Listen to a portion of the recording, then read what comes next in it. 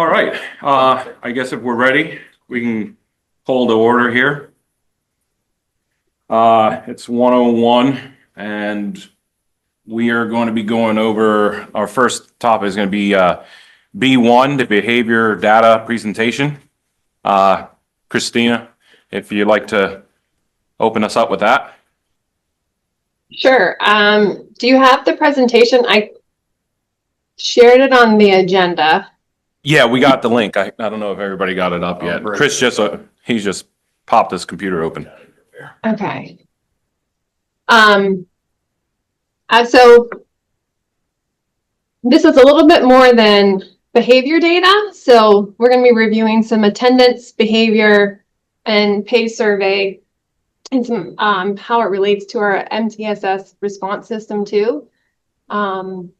The key idea is that attendance is the outcome, but belonging is the driver. And our framework that we're using on improving attendance and connectedness also improves behavior and mental health and the academic engagement that we want for our kiddos. So through this presentation, you'll see that the elementary level, we had fourth graders this year take the PACE Junior for the first time. That shows strong adult relationships and feeling of safety. We also see with that, though, early signs of disengagement and possible peer conflict. And then nearly half also reporting some bullying, which I know you have some concerns about. Secondary level, we'll see a similar theme continue. Connectedness matters and mental health indicators are present, and engagement kind of declines more so at the secondary level, which you all know as well. And then we'll go into our SWIS data, which is our office discipline referral. And it shows positive trends at the middle school and the high school with reductions in students requiring intensive behavioral intervention. And elementary shows increase in minor patterns, indicating a strength in regulation of classroom systems. So we'll go through a lot of information. So those are the factors that we'll be using to kind of gauge that. So if you go to slide 3, since it's not presented, this is just our multi-tiered system of support. I believe Megan showed you this slide in her academic presentation because we look at it through a holistic lens of both academic and behavioral, the whole child. And this is our framework. Again, we go from tier 1, which are supports for all students, while tiers 2 and 3 provide increased levels of support. So tier 2 typically is about 15%. You want it to be around 15% or less, and tier 2 is anywhere from 5 below. So slide 4 is our attendance data. So before we jump into behavior and climate, attendance is really the clearest indicator of student concern, and that top line there is this year, that green one, and you can see our attendance. What? Christine, can I interrupt you a second? Yeah. How come this is not up on the screen? I screen? can't present. Usually technology presents. I can't present. Ed, Yeah, I'm not sure. I don't know. it should be up on the screen. It is a Christina, public meeting. Christina, you are set as a co-host. You can absolutely share your display. I'm sorry, I don't have the presentation. Okay. Well, then let me figure out how to do that. Yeah, if this is a public meeting, it should be up there. Sorry. Well, I don't agree with that, but I don't know. Sorry, I didn't think about it. I should have said something It's earlier. all right.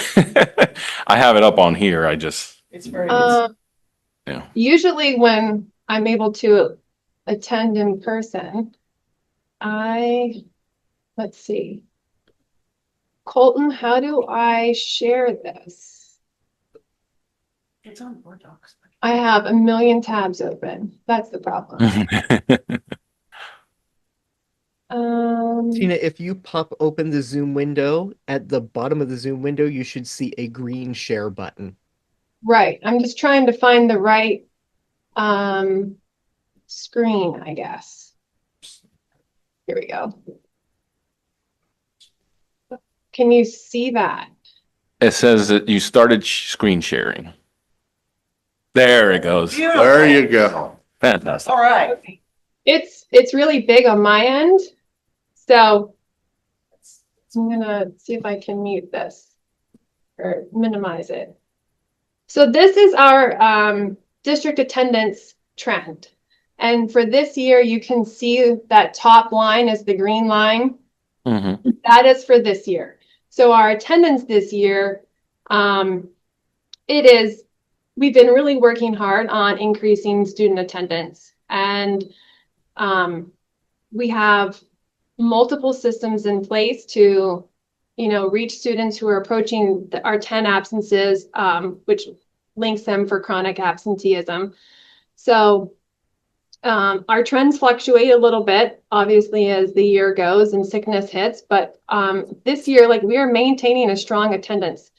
The state goal is for schools to be at 94% or higher. And this is collectively district-wide. We have hit that mark. So we are trending in the right direction. Now I have a question for you. Go ahead. How are we, I guess, or how is the school, I guess, affecting the attendance and how the students, the students coming in, how are we keeping track that the students are showing up to school? Because usually attendance is something that, if a kid's going to not show up to school, I don't know, I guess I'm not trying to sound, I guess, in any way, shape, or form smart, but are we offering them pizza or something to come to school? How are we keeping them? How are we bringing them into school? I guess is what I'm trying to say. How does this work? Well, we don't offer them pizza to come to school, but they do get free breakfast and lunch. So it's really, all schools have really been working on trying to create that connectedness. And I'm sure you've heard our motto this year, we want our kiddos to feel seen, heard, and loved.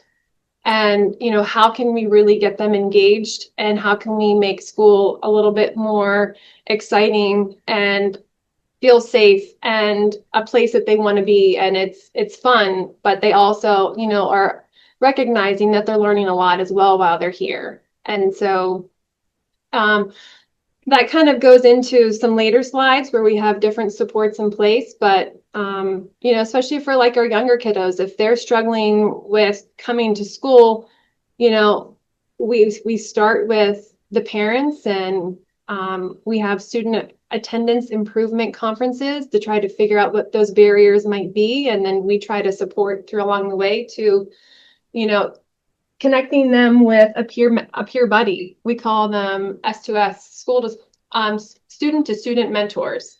And so they do a beginning of the day and end of the day check-in. And it's just kind of regular conversation with them to get them connected to another peer at school, and it helps them feel good. And a lot of times they'll show up because they don't want to let their buddy down.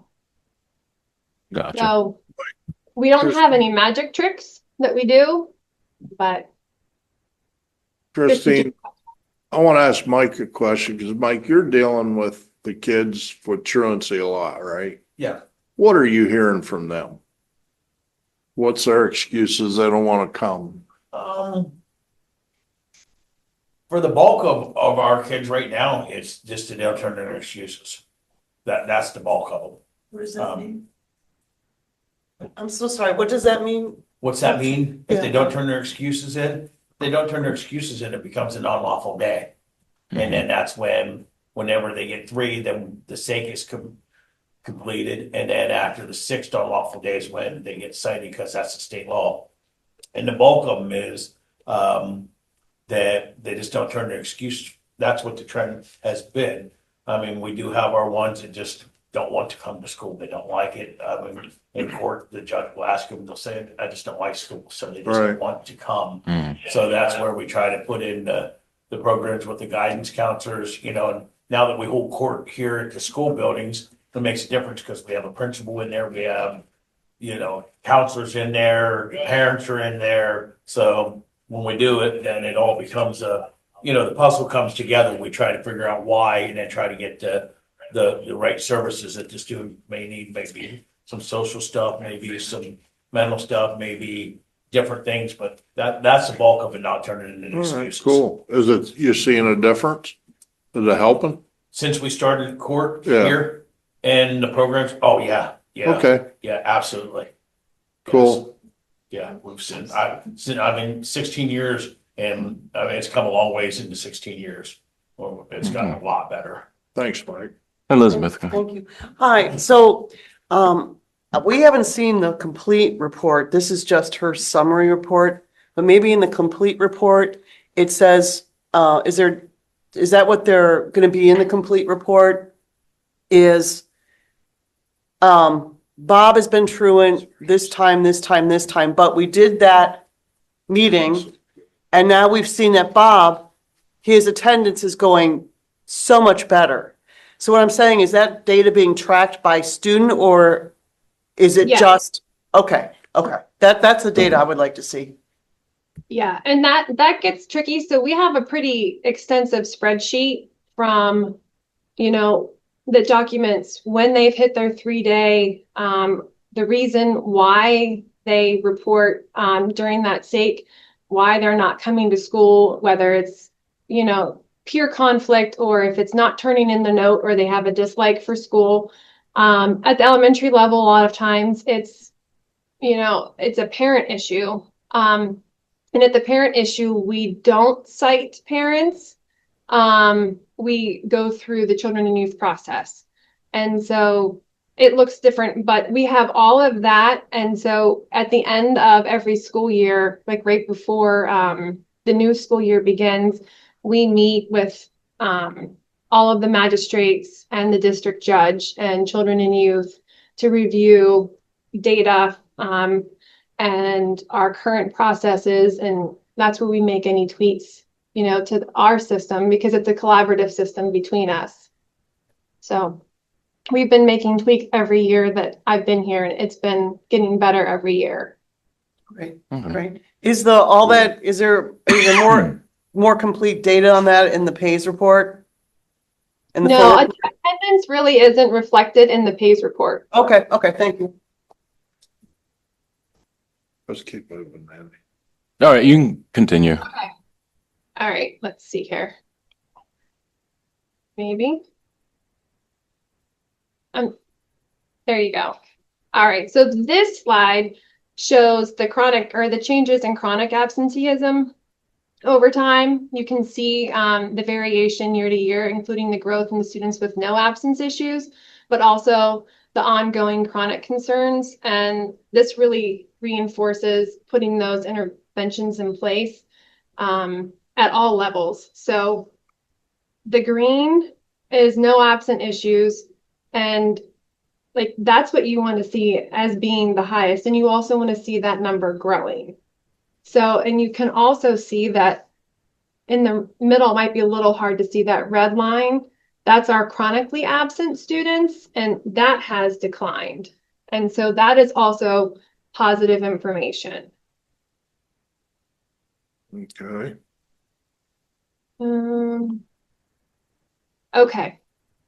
So this shows us a breakdown school by school, and we'll see the variations across the buildings and chronic absenteeism and the students trending. So our strategies include early intervention, strong communication with families, and making school engaging and welcoming. And that's how we get them here. So this kind of explains a little bit about what I had just spoken to, and I'm trying to move some things here on my screen, so bear with me. So we go over our attendance policies annually with CYS and the judges, as I said, and that really is a collaborative effort, and that's why we now hold court in schools. Previously, students would go to the magistrate and, they would be ordered to return to school, and 9 times out of 10, they didn't return to school.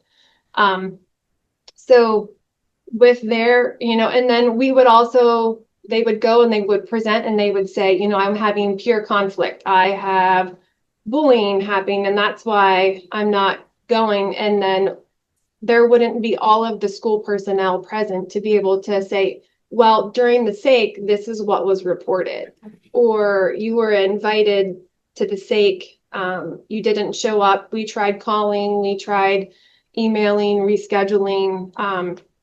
And so sometimes it makes it really nice then because they have to show up for the judge. They don't have to show up for us, but when they show up for the judge, as Mike was saying, you know, we're able to then have all of the players at the table at that time. And, you know, we go through the supportive measures. Like if this is really the issue, then let's address it. But you can't address what you don't know. So we have to have that SAKE as soon as possible. So once they hit that third unlawful day, then hopefully that's where it'll become known, you know, what is the reason for them not coming to school. And then we include attendance in our PBIS matrix of expectations. So our 5th expectation is that they're present. And, you know, we review that expectation as what does that mean to be present at school, present in your class, you know, actively engaged. And we are constantly communicating with families. Sometimes that's challenging because we don't always have updated information, or their mailbox is full, or the number is no longer in service, or they're out of minutes, you know, all of the things. But definitely they get hard copies mailed, emails, and phone calls. And so this year, again, really trying to make school a lot more enjoyable for kiddos has definitely played a role. So you can see some schools have definitely increased. Some have decreased a little bit. But for the most part, like our data is trending and we know which schools, each school is working on improving their own plan to hit closer to that 94%. Awesome. With this one, this is our first year with PACE Junior. And the elementary focuses on safety and belonging and family factors, while secondary helps identify the strengths and challenges, more so of the school and the county or their area that they reside. So this data helps us guide priorities and resource allocation. So this was new for us this year, and it was a good test for them. This is kind of the breakdown. So we have a strong foundation. We see strong adult relationships and family support. Most students report feeling safe and cared for. However, it's reported that engagement is a little bit mixed, that 1 in 5 students feel a lack of belonging. Bullying impacts a significant minority of students at the elementary level, but they also report having a strong foundation. But engagement and belonging need attention. And so that we recognize that, and that's why we're putting in the additional supports. And it's kind of interesting when, like, I will never say that bullying doesn't happen. But I will also argue that the term bullying has become this, people don't understand like what the actual term of bullying means. And so if somebody does or says something that's unkind or not nice or mean, automatically that's bullying. If it only happens one time, technically it's not bullying. You know, it's a kid being unkind and being rude, and is totally not okay, and it needs to be addressed. But it has to happen multiple times to the same person and have that imbalance of power to make them feel less than. And if that's not the case, then it's just a kiddo being unkind and it needs to be addressed, but it doesn't fall under the classification of bullying. Does that make sense? Yes, yes, it does. Manny, may I ask a question? Yeah, go ahead. On the right-hand side of the screen, elementary areas to watch. I realize this is your first year doing this, these grades, but is there any concerns or about the 21.8% that often or always do not like being in school? Has that been addressed? Is that work done, or what's going on with that? We just got these results back about a month ago, Elizabeth. Okay, fair enough. So This is that, when I was supposed to present this the first time, that was like the week that we had actually just got these results back. So that is still a work in progress, and that's where at the elementary level, you're doing those small things of student to student engagement. You're getting them connected with a student mentor. You're getting them connected with an adult. You are recognizing, that they're showing up and they're doing hard things. And we have shout outs going to all the kids. We have teachers giving students shout outs, students giving students shout outs. And like that may sound silly, but No. kids love that. And, you know, they really like take on that sense of ownership and that pride when their classmate comes up to them and says, "Hey, I recognize you're doing this." And, or that was really cool, that you stood up for that kid in gym class, or, you know, thanks for playing with me at recess or soccer, or teaching me the soccer trick. You know, so, and we go over, we've had a couple different presentations. We've had a NED presentation, never give up, always do your best. And that was connected with like yo-yos, and there's positive messages on everything that we do. And then they're reiterated every morning, and just trying different avenues, to get all of the kiddos excited about school, because some kiddos are excited to be here every day. And you're right, some aren't. And so you have to figure out what that niche is for that kiddo. If I may ask one more question, maybe? Mhm. Thank you. Whenever you get to that point, getting the teachers' feedback on this, I mean, minus the COVID fallout, do they feel like whenever you're going to present this data to them and have a discussion, do they feel that 21% is pretty much what they've seen of the last pre-COVID, post-COVID, or do they see any increases, or do they think it's getting worse? I'd really, really hope that conversation takes place someday, because I am concerned about those two numbers. Mm-hmm. Well, there's definitely less engagement post-COVID, Sure. just simply because they don't know how to interact. You know, they don't, and they have that device in front of them all the time. So like, you're teaching them when they come to school, you know, kindergarten, like you're not teaching them just to kind of come in and how to be in a structured setting for the first time and how to read and write and do math. You're teaching them, how do you have a conversation with somebody? How do you tell somebody that you're angry with them? How do you tell somebody that you like their shirt? And, you know, you're teaching them all of the things, because a lot of them come in, unfortunately, without those basic skills that once upon a time they did. And, Sure.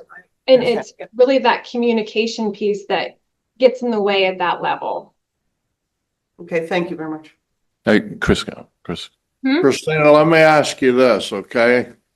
On the other side of this page, is anybody teaching these kids there's consequences for their actions? There's consequences for not showing up at school? Because if everybody does the kumbaya thing and we'll make it better and everything, when they get out of school, there's laws they got to follow, or there's consequences. Are you preparing them for that? Because I'm sure Officer Brian sitting here will tell you, once you're out in the street, you can't do 100 mile an hour in a 25-year zone and say, "I'm sorry, can't you cut me a break?" Because in school they did. Yes, sir. We do have consequences at school. You know, me being here, even at Woodward, I've sent a kid home. He was unsafe at school. It was unacceptable. We've already had this conversation. We've already retaught. But it's not okay for you to be here like right now. So there are consequences, and you have to get the parents involved. There are consequences here at school that we have in place. There are things that they also don't get to participate in based on their behavior. So we are giving consequences. We have expectations, but every decision and every action that every child makes comes with a positive or a negative consequence. So just because we have expectations, like we refer to them as expectations, like they are our rules. And you either get to do things or you don't get to do things. I have a kiddo that cannot ride the bus for 2 weeks because he was not safe on the bus. And, we had a big parent meeting and he was part of that meeting because there are consequences for your actions. Okay. What I want to know. Now, I have a question real quick about some of these things and how do they get reported? Who kind of goes through all these to see what is considered bullying, what's worth reporting,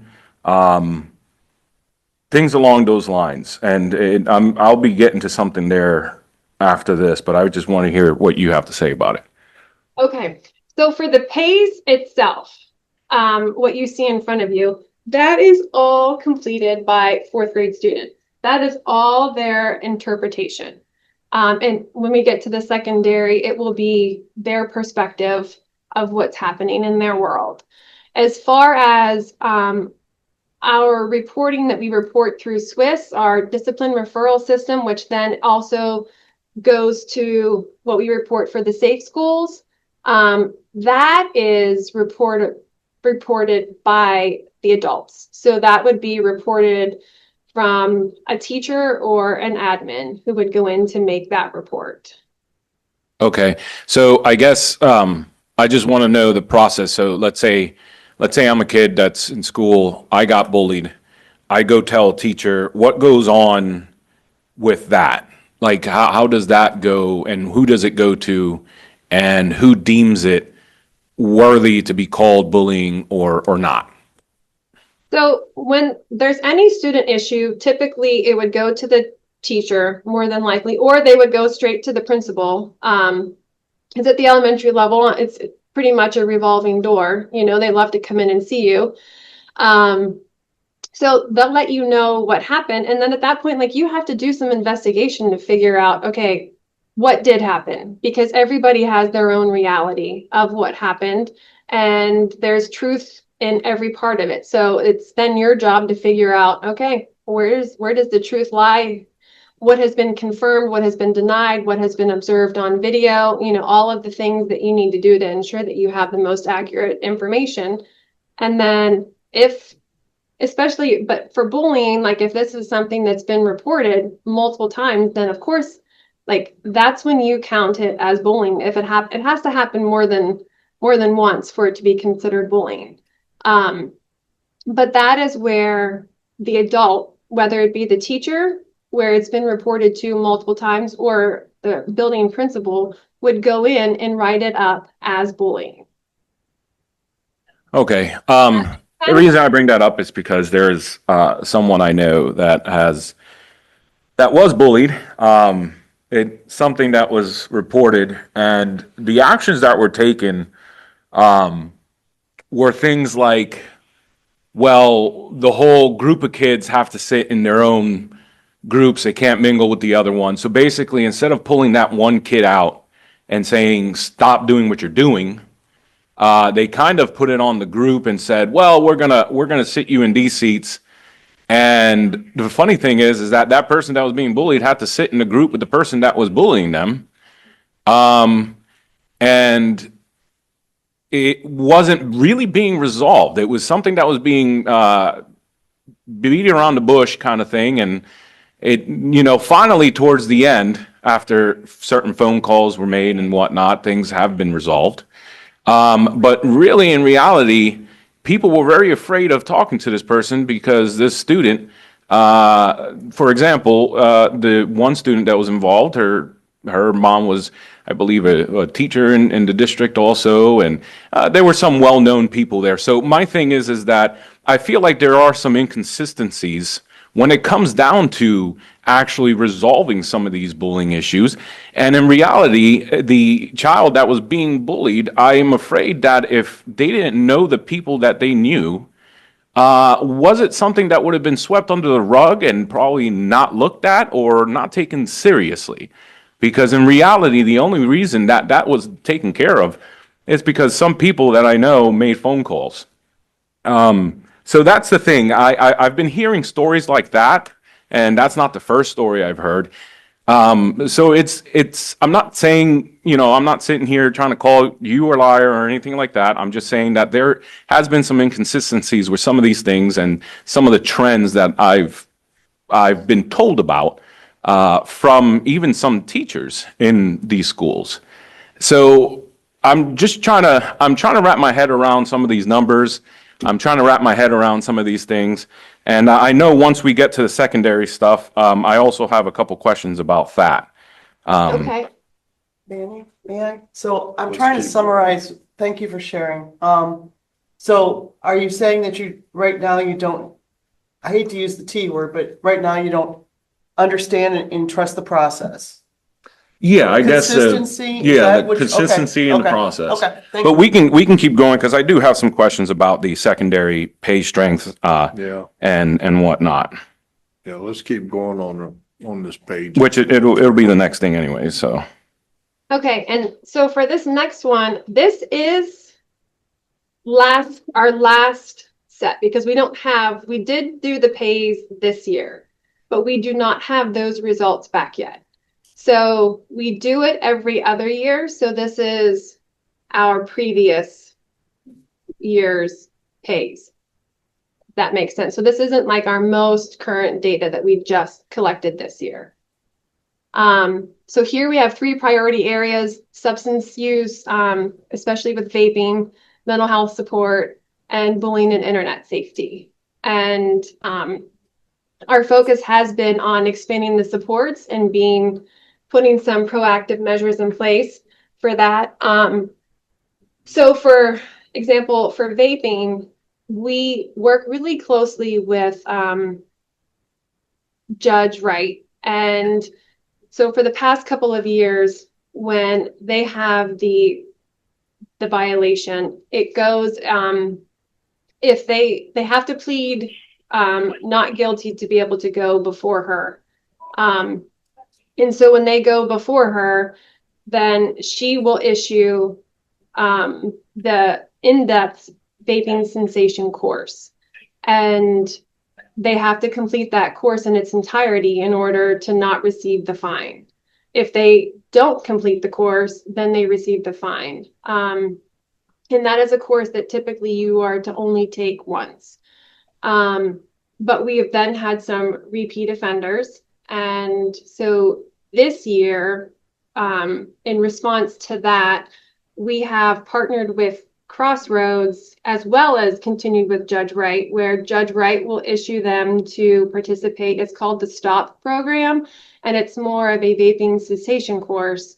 So she will order them to complete that course. But unfortunately, like those are types of things typically that like schools cannot require, and really even I'm not sure that Judge Wright can require them to complete the course, but if they do complete the course, then they don't receive the fine.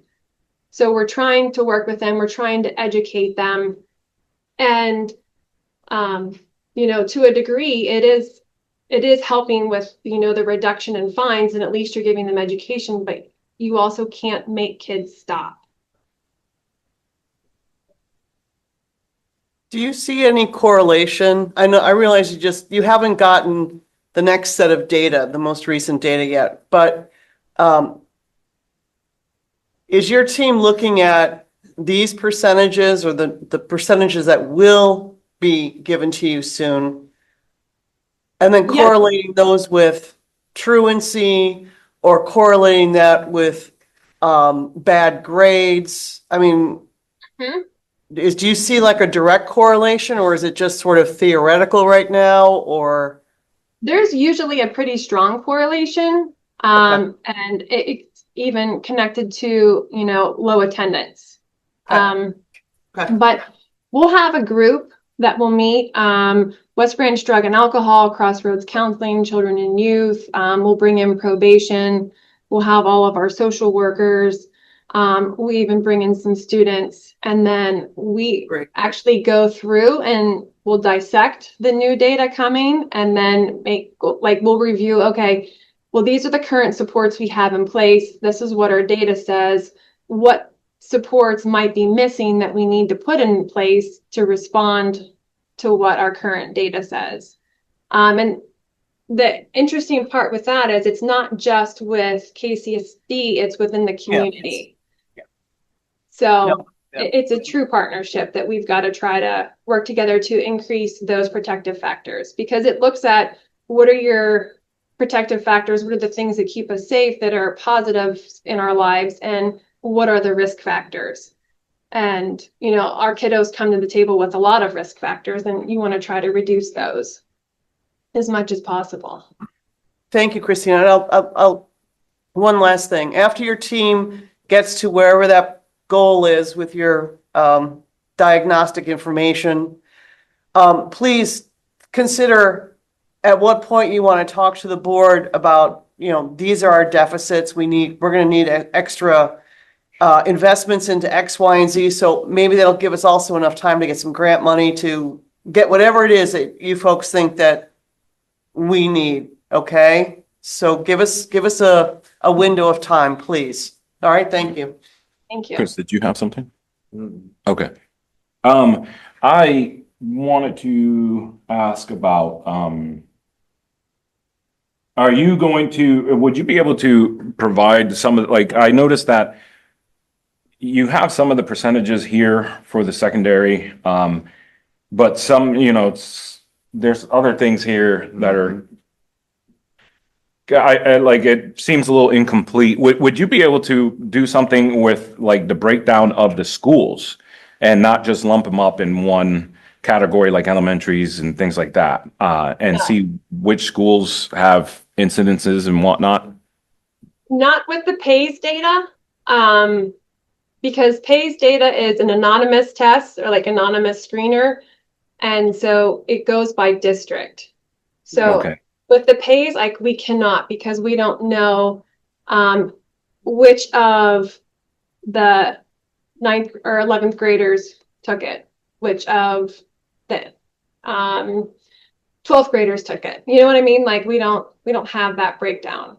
It's just Okay. like per district. So like in Lycoming County, like they would have a Lycoming report, but that report would be made up with all of those school districts that make up Lycoming County. Same thing with Center County. But for us, because really it's just our district, like we're an anomaly where we're the only district represented. In the county. Yeah. I got it. Okay. Okay. Thank you. Sorry, you can go ahead. Okay. So this is kind of our behavioral information introduction. So this is a nice report that we get from Swiss. Swiss is like our online tracking system. And our goal, like I said, was to make sure that all tier one is working, and you know it's working if at least it works for 80% of your kiddos. Tier 2 is at 15% and tier 3 is 5% or less. So at the elementary level, this is for our majors. You can see the trends. But right now it is working for at least 88% of our kiddos, and that's across all schools. So, and we have less than the 15 who are in our tier 2 support. So those kiddos who might need a little bit more tier 2 intervention, small group type of thing, lunch bunch, check in, check out, or like zones of regulation. You know, we're still within our 15% and 3% who would need tier 3. So that's positive. Like that says our system is working. Okay. Manny, may I please? Yeah. Hi, I've expressed this to Megan Hall many times. It's sort of become a joke between us. Would you be so kind to consider next time, instead of just writing Swiss, if you'd put, instead of just the acronym, put the entire word there and then on the bottom, the website link. So if any board member or someone in the public, they know what Swiss actually stands for. And then a link on the bottom so they can actually see years of data. That would be lovely for. Well, please- it's through PBISapps.org is how we access Swift, and I have students something information system. I have to look up the W, but Yes. like Okay. that's what it says when we log in. But if you personally want to log in to see information, then you have to have an account. Okay, well, all That's right. something that I would have to be able to set you up with to get that if you wanted to see specific information. So No, that's fine. I'm just the public sites. I'm so sorry, just the public sites. yeah, like I can get you there where it explains what it is, but it's Sure, you're not that's gonna be able to log in. Yeah, that's exactly what I'm talking about, that wherever their homepage is, so anyone who's looking at this knows what Swiss stands for, and then a link if they want to look it up instead of having to spend time Googling. It'd just be, I think, a nice thing to add. Thank you. Sure. Yep. And real quick, what's the difference between the major and any minor incidences? So what would be considered major? So majors are things that would need to go to the principal. They're not classroom managed. So all of our minors are typically classroom managed type of behaviors, call outs, disruptions in class. Your majors would be more serious infractions, whether you were getting into like bullying or you were getting into physical aggression, or a high level of disrespect. Those are considered your majors, something that the principal absolutely has to respond to. Okay. So this is for the middle school, and the middle school continues to show improvement. So most students remain in tier 1 and tier 2 within those target ranges. So again, their system is working. I know it's been improving over the last several years. Mhm. And then this is what it is for the high school. Again, even at our high school, our behavior data supports what the pays say. And so at tier 1, our percentages are improving. And so our referrals are decreasing. And this is I believe it's their 3rd year. Justin, am I correct on that, on implementing PBIS consistently? Yes, that would be correct. Okay. So, and that's where they're going over and everybody has those same consistent expectations. And so that's also then where the infractions come from. So, but again, if 88% of our students are not being referred, then our tier 1 system is working. So our overall system is working. You're always going to have those outliers, which is what you have here for tier 2 and tier 3. But again, our outliers aren't enough to put us out of the range in which we should be. Okay. So this is just kind of like a snapshot that this is kind of how we look to be able to see like what our early warning indicators are. So this is behavior patterns that differ by level. And what's nice about Swiss is you can see the problem behavior that was reported, when it happened, and what the perceived motivation was for that actual behavior. And then, so we look at this on a monthly level, and we actually present a lot of this information to our students, and then we set goals as a school. Okay, so for elementary, this month, physical aggression was really high for us. What does that look like? And what should, proper interactions with your peers look like? How do we know you're being safe? And are you keeping your hands to yourself? And all of those things. But then you also look at, okay, why are they doing that? So if they want to obtain peer attention, what are other ways that we can make sure that they're getting attention so that they don't feel like they have to engage in these other negative behaviors?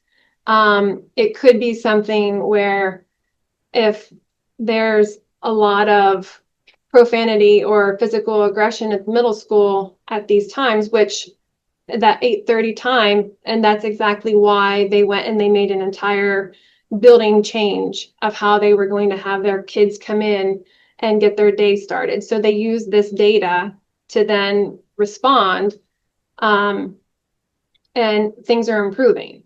So maybe you need extra people, in the hallway at this time, or you might need an extra body in the cafeteria to make sure that, people are actively monitoring and making sure kids are doing what they need to be doing. So this is just a snapshot for each level of like the highest problem areas, the most frequent time of day, and the most perceived motivation. Now, I do have a real quick question. Yeah. Oh, you got some more slides there. I Those do- slides, I've got lots of slides. well, those slides aren't on tried to come ours, prepared. though. Hmm? Those other next slides aren't on ours here. Go. That should be, I asked Christine Really? I don't have them here. to update it. Did you update the agenda, Christine? Yeah, with your Oh, new I don't one? have that one. Because I took that, I went off the, it's not on the meetings, slides. The last one I have is the, interventions, the tier 1, tier 2, tier 3. Okay. Then it goes to the, big picture slide, and then it ends with the smooth transitions. Okay, so I got wind of like additional concerns that you may have had about behavior that I wanted to be able to give you information on. So last evening I went through and I found more information and added it. So that's what these next slides are. Okay, so go ahead with the next slides. That might answer some of my questions, so go ahead. Okay. So this is from PDE, and all of this is based off of the Safe Schools report.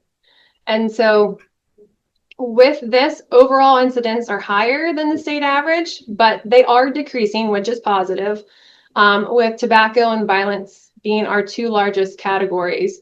And we are absolutely continuing to work on both of those infraction areas every day. So you want to see the trend go down, and it is. So even though we are above the state average at this point, it is a work in progress, and we know that we have work to do. Christina, that page again, that's another example. I'm not going to pick it apart, but PDE and then the link where they can see all of that information that would be lovely. Sure.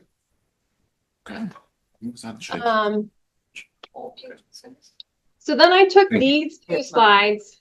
I took the violence one because as you can see at the bottom, you can filter through the information, and this is all public information that you guys could go in and see.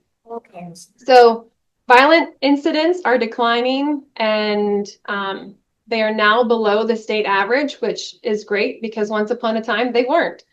And weapon incidents are also declining and below the state average. So what we're putting in place is working. Mhm.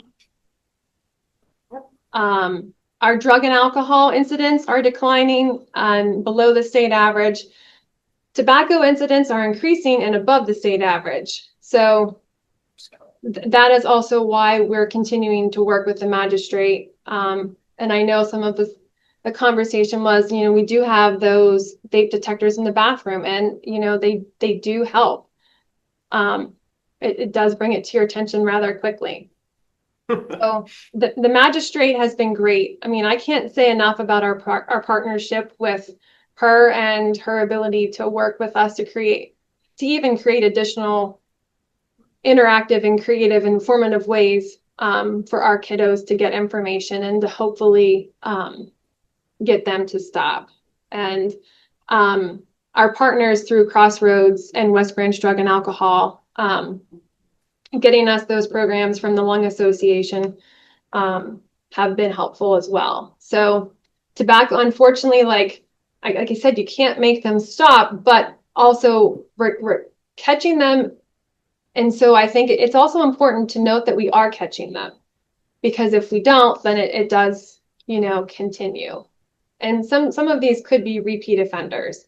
And that is information that you can drill down in SWIS to figure out how many of these incidents were like the same student, because we do have some repeat offenders.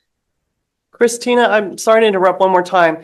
I don't remember if it's in our policies or not, or maybe it's in our student handbook. So I'm not putting you on the spot. But when this goes on the work agenda, so the full board can, look at it, there might be something in there, or maybe we talked about it a couple of years to add it, that if a student was caught X amount of times with whatever product, they wouldn't be able to go to athletics, or there was some other thing. Does that sound familiar to you, or am I just not remembering this correctly? No, there are consequences in our handbook for when they're caught, and it does correlate with athletics. And Okay, that's right. Okay, thank you. Okay. Mhm. Yep, good. like, go ahead, Justin. Were you going to say something? No? I thought I I'm heard good. you. Sorry. Was someone else going to say something? I have a question, but I was going to let you finish your thought there. Okay. I'll let you go because my thought it's already gone. Okay. So there's been some concerns and some people have brought it up. And obviously, some of these numbers might be, I don't know if they're 100% correct or not. But for example, there's been, and I might not even put all the numbers up, but there's been, so many telephone conferences held, but only so many conferences in school held. Some people are concerned about that, and only like 34 written notifications were made. I guess, what are we going to try to do to resolve some of these numbers in the future? And for example, like, how many students have received that have done this multiple times, either fighting or have been aggressive or anything like that, that have done this multiple times and not received either an alternative education or something like that? Basically, people are worried. I guess in summary, some people are worried that some of these students are receiving a slap on the wrist for some of the things that they're doing, and not necessarily, taken as serious. So is that something that we're going to Sure. see I think because I they're guess, not in it to change, see or all of the things that are like, happening. or And is there going I to be a think different way of handling several years ago, some of these issues that have not been, that things I weren't guess, allowed to reoccurring happen, with some of these? but I think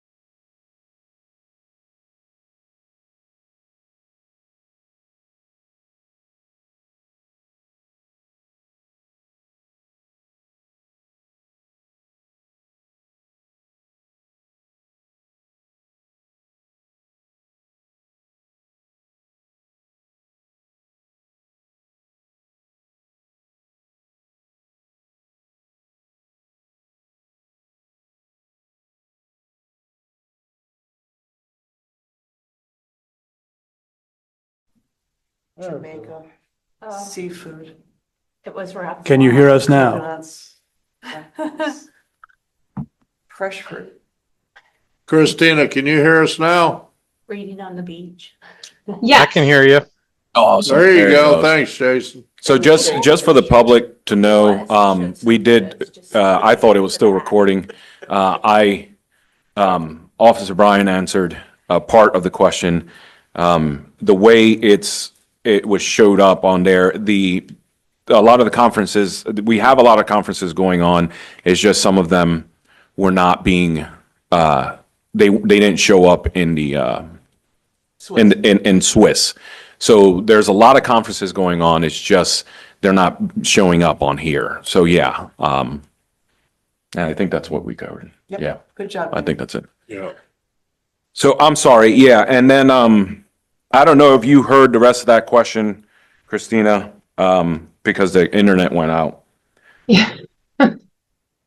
So basically, in layman's terms, I guess, are we doing enough for the people who are re-offending, for the kids who are re-offending, and are other things being considered as in like alternative education, things like that for the students that for some reason are just not understanding what they're doing wrong?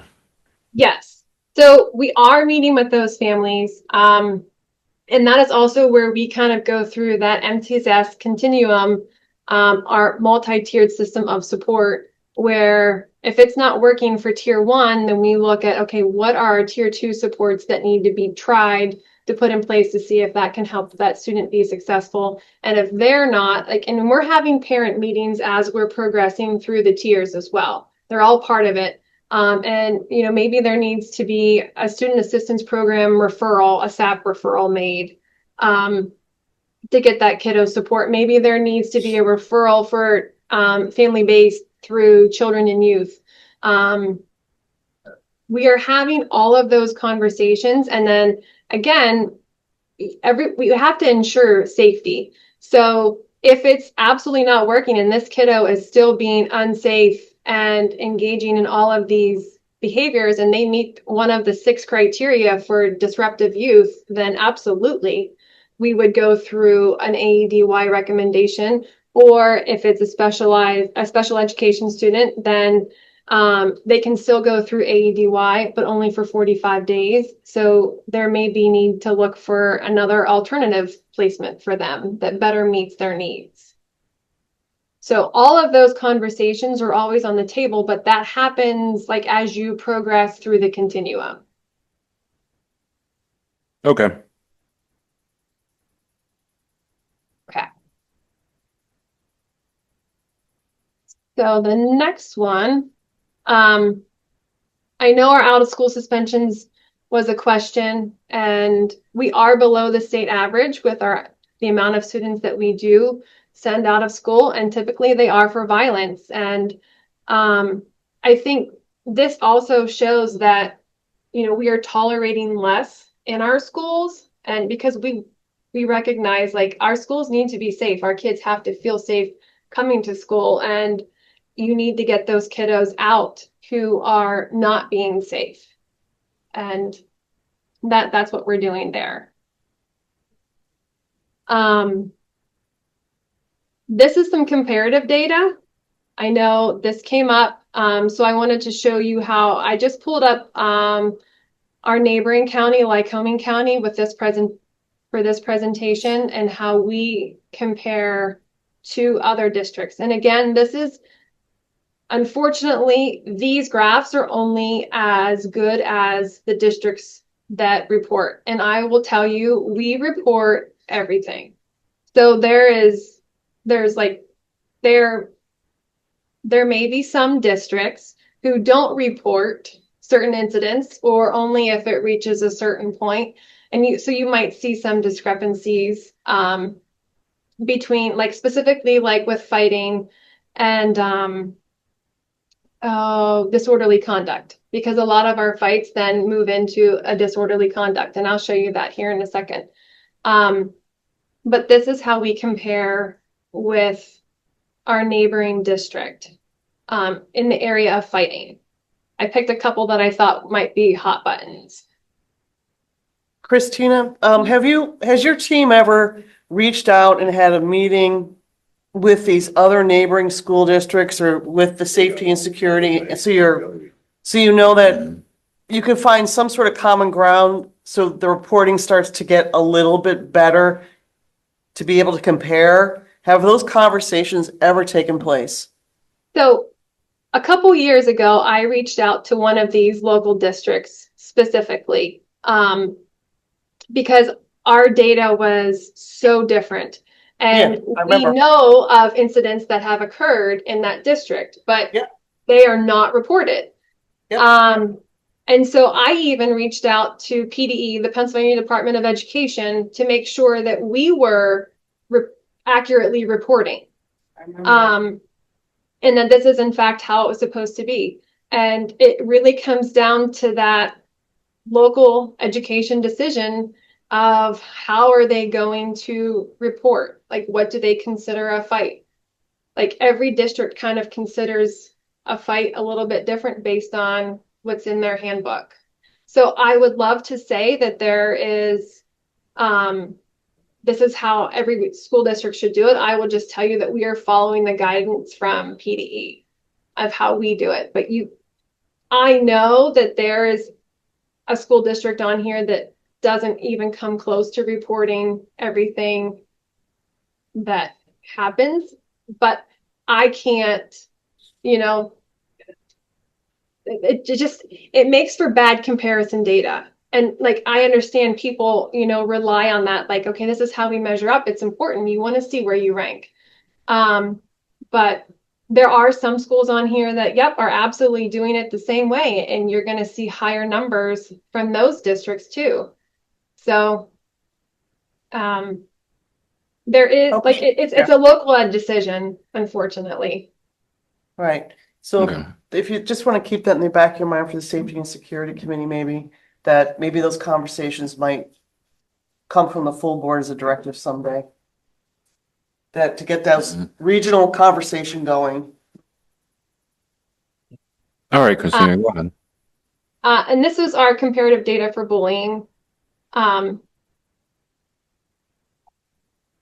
So our bullying rates are similar to other districts. However, it still impacts a meaningful number of our students, and, it's a focus for all of us. I did a parent presentation last year on what is bullying and what is it not, because there's always a lot of questions about it. And then also, like, when those incidents happen, whether they are a true bullying incident or it's just kids being unkind because they also don't know how to communicate with one another effectively. Like, what can you do? What should we do? How do you communicate with the school? How do you let your kiddo know how to respond? And unfortunately, I only had one parent show up, and we were at Rob when we did it, and we thought, okay, we're in a centralized location. Mr. Barth and Mr. McCloskey were there with me, and we had a great one-on-one conversation with a parent whose child truly was bullied the year before, but also was able to let us know that this year was going really well. And, he was glad to be able to report that the supports that were put in place for his son at that school worked, and he, the bullying had stopped, and ultimately you want the behavior to stop. So it's tricky. Well, thank you, Christina. And here's another, again, I'm looking at this not from a board member that's been sitting here for a little while. I'm looking at your page right now from someone who's never even had this conversation. And you did a great descriptor when you gave a definition of bullying. So maybe consider putting that definition somewhere in this report, maybe on this page. So because you're absolutely correct. The perception and understanding of what reported bullying is versus what someone may believe bullying is may not be in alignment. Well, and it's tough because, like, if someone is not nice to your kid, the claws come out and you're ready to make it right because you don't want your kiddo to experience that. So automatically it's kind of worst case scenario. But really it's about communication and how do we teach them when situations arise, how to either communicate that you don't like what's happening, you don't like what was said, who do you report it to, how can they help? But again, it has to be consistent, repetitive, and show an imbalance of power. And, sometimes, especially as kids are learning how to communicate, they're just downright mean. And, unfortunately, that doesn't mean that it's bullying. It's just, we've got work to do. All right. And this is our disorderly conduct. So I just wanted to kind of show you, for us, we do report incidents of disorderly conduct. And as I said, a lot of those are in response to student fights. But in here, there are schools who report disorderly conduct who reportedly had no fights. So again, that goes back to your question, Elizabeth. It's hard to measure apples to apples because it's all based on how they report. Thank you. And then this is our tobacco slide. So Okay. again, we know our incidents are higher than several of our peer districts, but this just, reinforces that we still have work to do, and we're going to continue those relationships that we have with the magistrate and continuing to offer those supports to those students. Right. And when I talk about the tiered interventions, these are just kind of a list of some of the things that we do in tier 1. All of our students, K-8, they get second step. We have restorative circles and conversations. Sabers and My Sabers, that is an emotional screener that kids complete, and as well as teachers complete on kiddos. And that's a way for us to catch those kiddos who may not be externalizers, but more internalizing with their behavior, or their thoughts, but that's also an indicator that, we need to get support for that kiddo. PBIS with our reteaching, and that's where our expectations come in, and our signs of suicide training, youth mental health first aid. Elizabeth, I know all of these acronyms. It You heard me over here, huh? It just blows up the screen and makes it so full. So I'm keeping my mouth shut. I know you're going to clean it up for us. But we have more interventions than this, but these are the primary interventions that we use most frequently. And then when you hit that tier 2 and tier 3, then we also reach out to our partners at Children and Youth or at Crossroads, the Joinder. So we do have a lot of community partnerships as well. And I just want to end with this. The bottom line is that attendance, behavior, and engagement and belonging, they're all connected, and belonging is a central driver for our students' success. So we've been striving to increase our sense of belonging by increasing the efforts that we're making to make our students feel seen, heard, and loved. So I hope that, that is the message that you get out of this. Like, we're not perfect, but we are making progress, and we're certainly going to continue to work towards becoming better, as everybody should. We're reflecting all the time. Okay, one last thing, Awesome. Christine, if I could. I'll send you a separate email, but I definitely want to put this on the work session agenda. So I am going to be sending you a little email, and then maybe if you get a chance, and that way we won't post anything until after you take a look at that email. Okay, please? Okay, sure. Thank you so much. Yeah. Elizabeth, you gotta ask him to talk. I was going like this, but no reaction. You're good. You're good. All right. Does anyone have any other questions? Not yet, no. No. No, I think we're good. I'm sorry it was so long. No, Nope, you're that's- fine, you're That's fine. why it had to be in a committee. You did, yeah. Yep, thank you. Okay, I will stop sharing that. Stop sharing, stop sharing. Thank you. All right. Yep, we'll move on to B2, Act 47 of 2025. Yes, so I had added that on. I just wanted to just give you an update.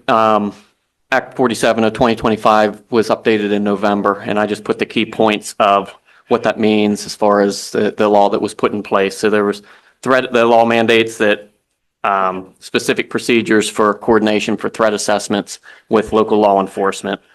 There's our quarterly meetings, which we already have by this committee, but in addition to that, there's quarterly meeting requirements for school building leadership to happen. So I add a bullet point on our monthly meetings, just so every month, if there's any updates in regards to safety and security, that we're not waiting quarterly, we're just going to make it a reoccurring item.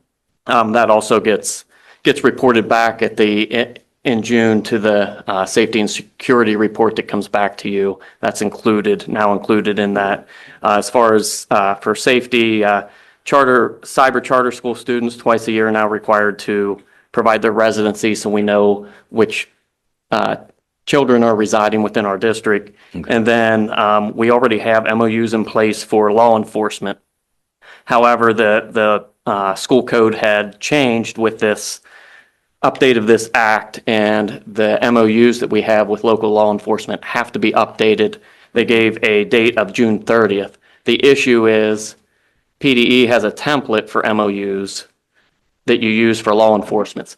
It's going through their legal process. As of last week, they're stating November, December is when they'll release the language that should go in the MOU. So I'm currently working with our IU and the PCCD, and we're going to try to, and it would involve the solicitors as far as trying to come up with the language that needs to be updated in there. So, But we just did the MOU in January, so we're still covered under that. we're not, it needs We're not. updated. It's By outdated. June, it was new language. So all of our MOUs will be updated.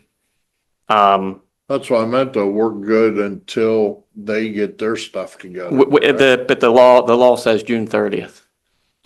So that's why I just wanted to bring that to your attention in case you hear that the law says June 30th, all schools must comply. PDE is saying, well, we're not going to have the language for you until probably November, December. But we're, in the meantime, already working with the IU. They're going to try to do something regional because all the schools are in this situation. Imagine that. Okay.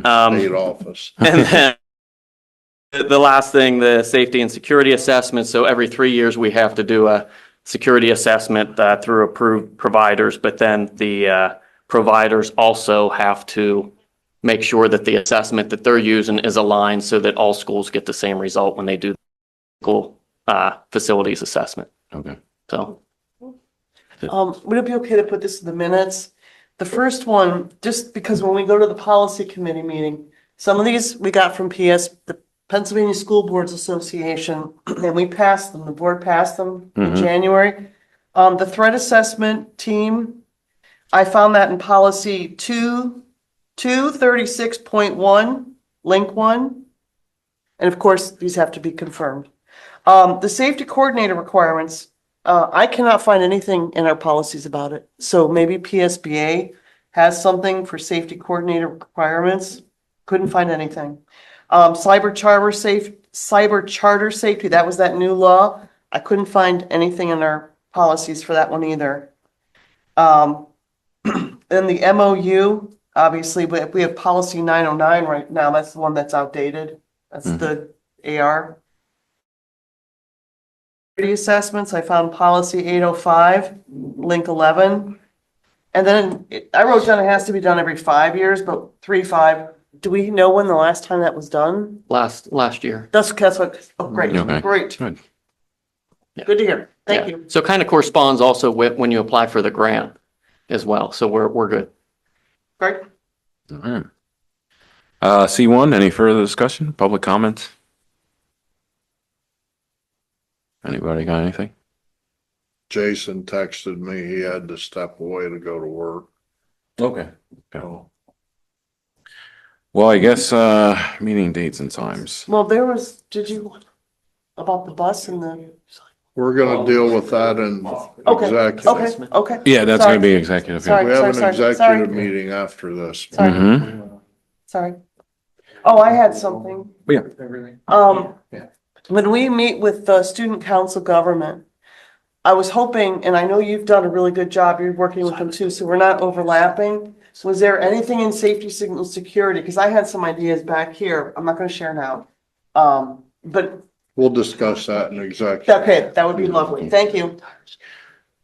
All right, next, I guess the next, meeting is gonna be held April 23rd at 6:30, here in the boardroom for safety and security.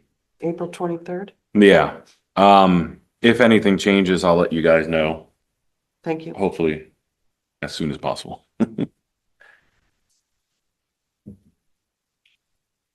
All right, and I guess if that's it, we can adjourn it. Okay, you gotta announce. we're Oh, gonna yeah. Adjourn this and go to an executive. Yeah, that's right. We're gonna adjourn this and we're going to go into executive meeting, for transportation and also, Security system. some talks about security systems. So, there you go. Good job. That's Thank you. it. All right.